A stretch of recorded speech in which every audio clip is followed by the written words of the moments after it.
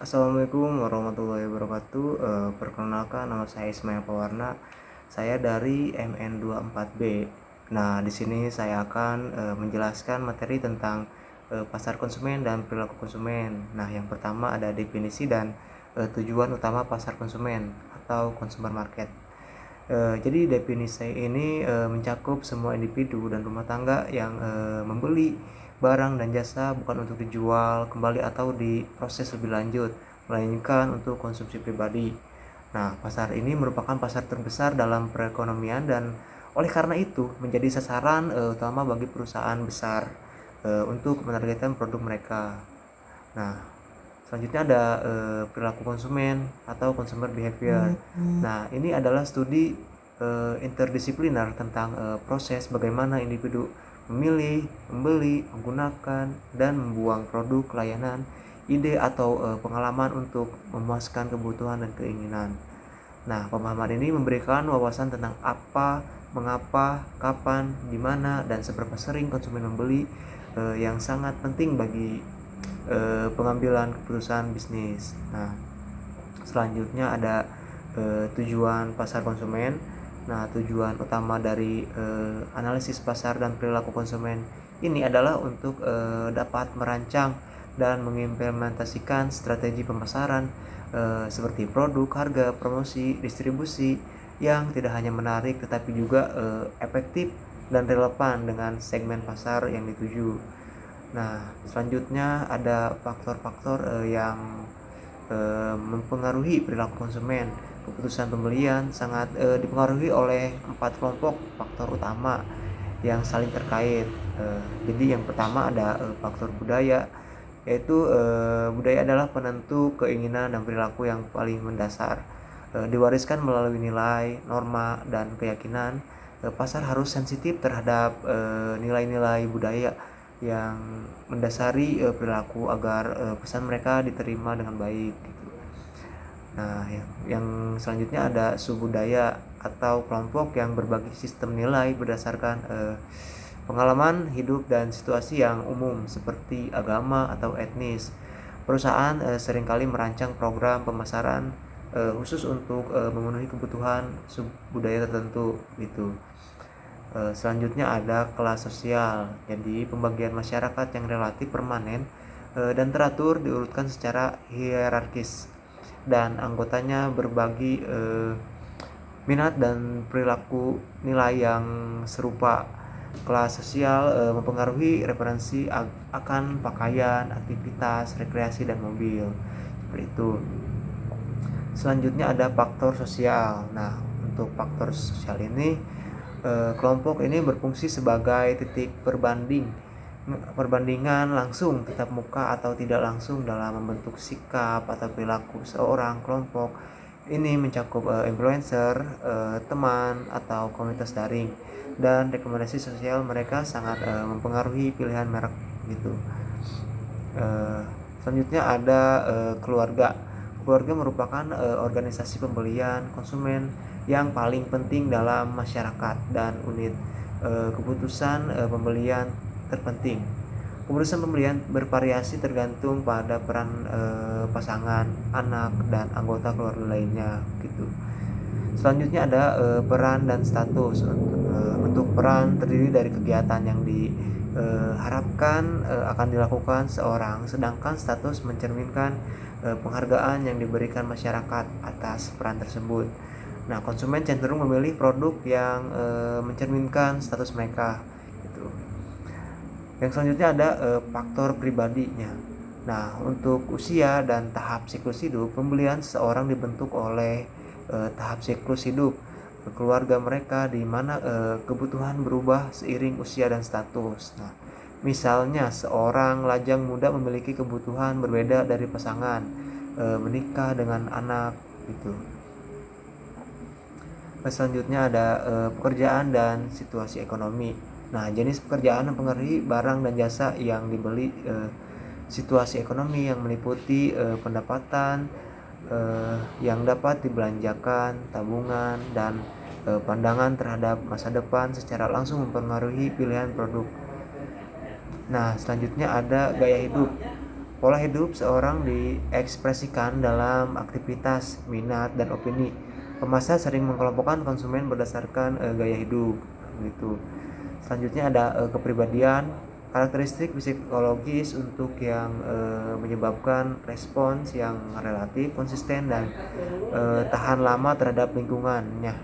Jadi mereka seringkali memiliki kepribadian untuk menarik kepribadian konsumen. Nah, itu selanjutnya ada faktor psikologis.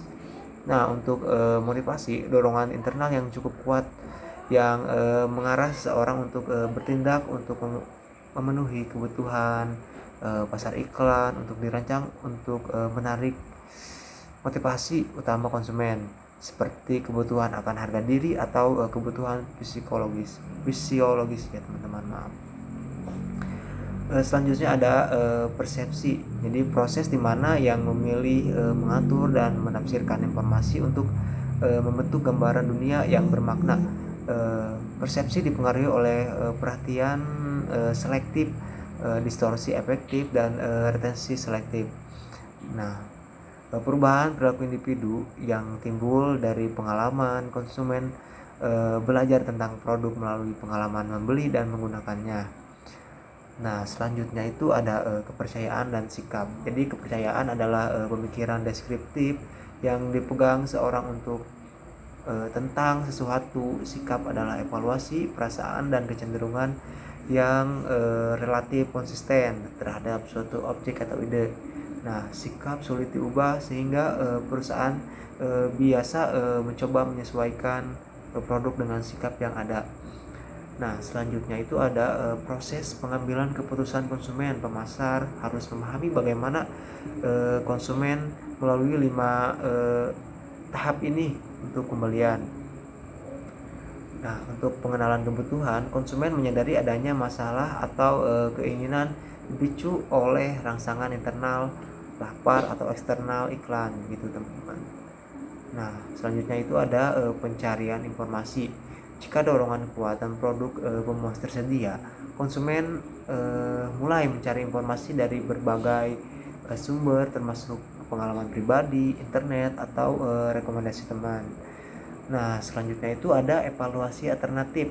Jadi konsumen menggunakan informasi untuk membandingkan merek dan produk alternatif yang tersedia berdasarkan kriteria dan atribut penting. Nah, selanjutnya ada keputusan pembelian. Jadi konsumen memilih merek yang disukai dan melakukan transaksi. Keputusan ini juga mencakup pilihan penjual dan waktu pembelian. Nah, selanjutnya itu ada perilaku pasca pembelian. Nah, setelah membeli dan menggunakan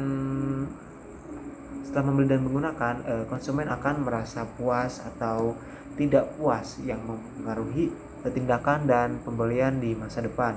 Kepuasan adalah kunci loyalitas. Jadi kepuasan itu sangat penting ya teman-teman. Nah, selanjutnya itu ada peran dalam keputusan pembelian. Nah, dalam pembelian yang melibatkan lebih dari satu orang seperti dalam keluarga terdapat berbagai peran. Nah, prakarsa atau orang yang pertama kali mengusulkan ide pembelian. Nah, selanjutnya ada pemberi pengaruh seperti influencer, yaitu orang yang memberikan masukan atau opini yang mempengaruhi keputusan. Nah, selanjutnya lagi ada pengambilan keputusan atau decider, orang yang memiliki otoritas final untuk memilih produk, merek, atau penjualan. Nah, selanjutnya itu ada pembeli atau buyer, orang yang secara fisik melakukan transaksi dan pembayaran. Selanjutnya lagi ada pengguna atau user, yaitu orang yang mengkonsumsi atau menggunakan produk. Nah, identifikasi peran-peran ini sangat penting untuk menargetkan pesan promosi secara efektif. Nah, yang selanjutnya ada 4 jenis perilaku pembelian. Jenis perilaku ini ditentukan oleh tingkatan keterlibatan konsumen dan tingkat perbedaan merek. Selanjutnya ada perilaku pembelian kompleks, melibatkan keterlibatan konsumen yang tinggi dan perbedaan merek yang signifikan. seperti konsumen melakukan riset mendalam sebelum membeli. Contohnya itu seperti membeli mobil, membeli rumah, jadi harus riset terlebih dahulu ya. Nah, selanjutnya itu ada perilaku pengurangan disonansi, yaitu yaitu perilaku pengurangan disonansi ya, melibatkan keterlibatan tinggi, tetapi konsumen melihat perbedaan merek yang kecil. Pembeli mungkin merasa cemas disonansi ini setelah pembelian dan mencari informasi yang mendukung keputusan mereka, contoh kayak karpet dan peralatan mahal dan lain-lain. Nah, untuk perilaku yang selanjutnya itu ada perilaku mencari variasi, yaitu melibatkan keterlibatan konsumen yang rendah tetapi perbedaan merek yang signifikan. Nah, konsumen sering berganti merek hanya karena ingin mencoba rasa baru, bukan karena ketidakpuasan. Contohnya itu makanan ringan, biskuit dan lain-lain ya teman-teman. Nah, selanjutnya itu ada perilaku kebiasaan atau habitual, yaitu melibatkan keterlibatan rendah dan perbedaan merek yang kecil. Pembelian ini dilakukan karena kebiasaan tanpa evaluasi mendalam terhadap merek, contohnya itu garam dan gula. Nah, dan lain-lain ya contohnya. Nah, yang selanjutnya itu ada implikasi strategis dan poin kunci. Nah, untuk inovasi produk, memahami perilaku konsumen memungkinkan perusahaan menciptakan inovasi produk yang relevan dan menjawab keputusan pasar yang sesungguhnya gitu. Nah, selanjutnya ada pesan pemasaran. Perusahaan harus merancang pemasaran yang kuat, yang tidak hanya informatif tetapi juga menyentuh emosi dan motivasi konsumen. Nah, selanjutnya itu ada loyalitas pelanggan, yaitu meningkatkan loyalitas pelanggan melalui layanan purna jual yang baik dapat mengurangi disonansi pasca pembelian dan menjamin pembelian berulang. Nah, selanjutnya itu ada keunggulan kompetitif dengan beradaptasi cepat terhadap tren dan memahami psikologi pembelian, yaitu perusahaan dapat mencapai keunggulan kompetitif gitu. Selanjutnya ada poin kunci atau takeaways. Jadi keputusan pembelian sangat dipengaruhi oleh faktor budaya, sosial, pribadi, dan psikologis. Pemasar wajib memahami setiap tahap dalam proses keputusan konsumen. Identifikasi peran pembelian penting untuk strategi promosi yang tepat sasaran. Penyesuaian strategi dengan jenis perilaku pembelian meningkatkan efisiensi pemasaran.